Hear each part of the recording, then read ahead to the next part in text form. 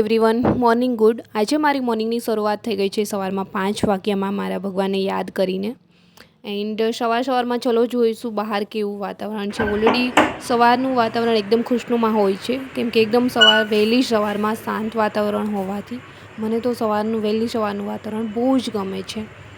And ચલો અત્યારે મેં મોર્નિંગમાં જલ્દીથી પહેલાં તો કરી લઈશ મારું ટૂથબ્રશ એન્ડ થઈ જઈશ ફ્રેશ, જેથી કરીને આપણે રીડ કરવા બેસીએ તો આપણું મન લાગી શકે. સો મેં પહેલાં તો અત્યારે ફટાફટથી ટૂથબ્રશ કરીશ એન્ડ પછી કરીશ ફેસ વોશ, જેથી કરીને ફ્રેશ ફીલ થાય.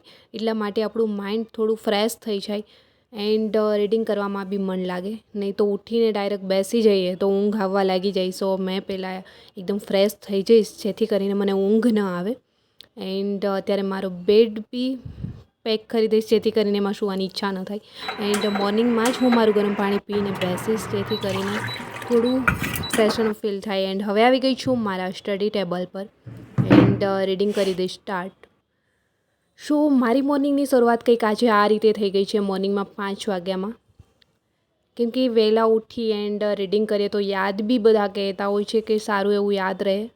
એન્ડ વહેલા ઉઠીને રીડિંગ કરીએ સો રાત સુધી આ રીતે રીડિંગ કરીએ તો આપણું સિલેબસ જે કવર કરવાનું છે એ બી વ્યવસ્થિત થઈ શકે. સો મેં વિચાર્યું કે જે પોલીસ પ્રિપરેશન 50 ડેઝ હાર્ડ ચેલેન્જના 20 ડેઝ બચ્યા છે, એમના 20 ડેઝ મેં ડેઇલી 5 વાગ્યામાં ઉઠી એન્ડ લેટ નાઇટ સુધી રીડિંગ કરું. સો આજે મેં સ્ટાર્ટ કરી દીધું છે સવારમાં વહેલી સવારે 5 વાગ્યામાં ઉઠી એન્ડ મારું રીડિંગ. સો અત્યારે મારી તૈયારીઓ તો કંઈક આ રીતે આજથી થઈ ગઈ છે સ્ટાર્ટ. ઓલરેડી તો મેં રીડિંગ કરું જ છું, બટ મારું સવારમાં ઉઠવાનું 6 વાગે 7 વાગે સમથિંગ કંઈ ફિક્સ નહોતું. બટ આજથી મેં ફિક્સ કર્યું છે કે વહેલી સવારે 5 વાગ્યામાં ઉઠી એન્ડ રીડિંગ કરું એન્ડ લેટ નાઇટ સુધી, જેથી કરીને મારો સિલેબસ પ્રમાણે મારા એક ટોપિક એન્ડ એક સબ્જેક્ટ મેં પ્રોપરલી ટાઈમે ક્લિયર કરી શકું. એન્ડ અત્યારે મેં આવી ગઈ છું રીડિંગ કરવા ટેરેસ પર જ બહાર, કેમ કે બહાર વાતાવરણ બી એકદમ શાંત એન્ડ સવારનું વાતાવરણ ખુશનુમા હોય છે. સો મને બહુ જ ગમે છે વહેલી સવારમાં બહાર રીડિંગ કરવું. સો અત્યારે મેં રીડિંગ કરવા બી ટેરેસ પર જ બહાર આવી ગઈ છું.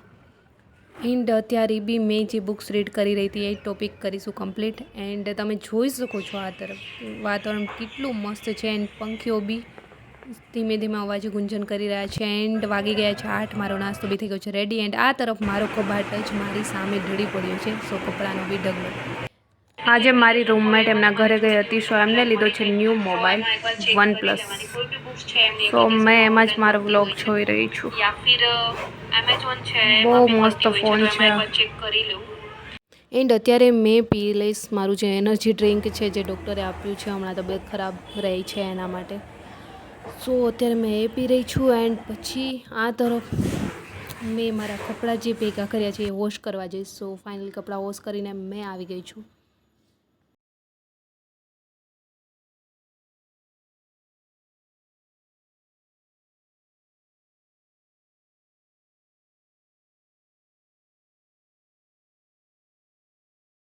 કપડાં ધોઈને આવી ત્યાં મારી રૂમમેટે બનાવી નાખ્યું છે જમવાનું. સો ફટાફટ પહેલાં જમી લઈશ. એન્ડ અત્યારે જમીને મેં ફરી આવી ગઈ છું મારું રીડિંગ કરવા માટે.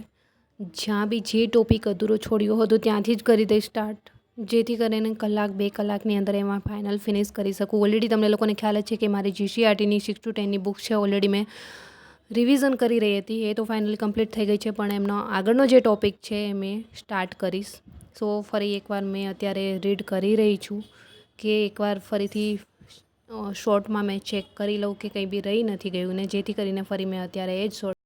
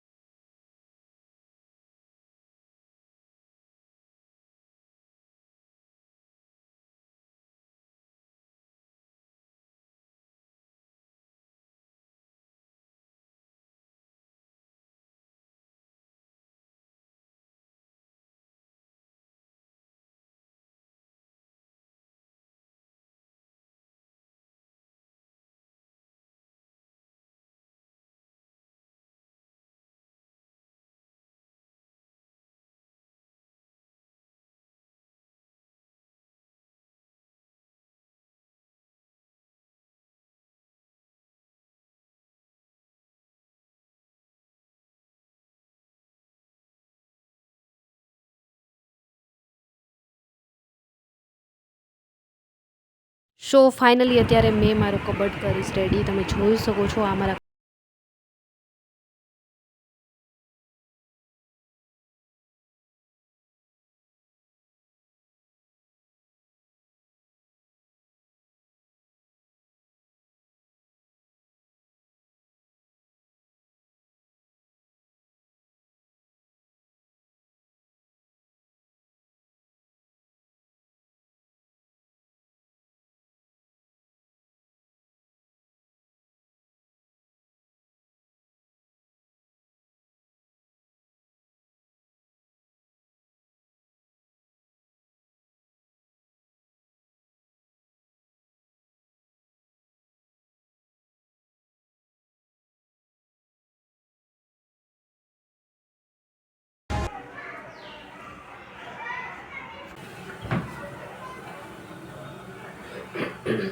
સો ફાઇનલી અત્યારે મેં મારો કબડ રેડી કરી ફરી તરીકે બંધ કરી સવારનું હેર ઓઇલ કર્યું હતું. સો હેર બી વોશ કરી હવે બેસિકલી ફરી રેડિંગ કરવા માટે.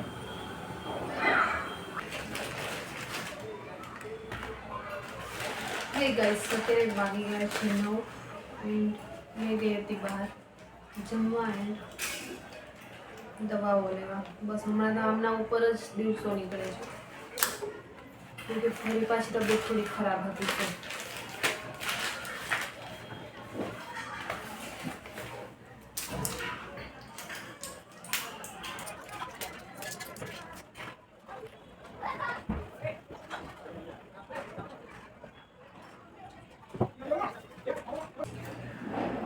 હવે જઈશ મેં ચેન્જ કરવા એન્ડ ચેન્જ કરી એન્ડ ફરી પાછી બેસી જઈશ રીડિંગ કરવા અત્યારે.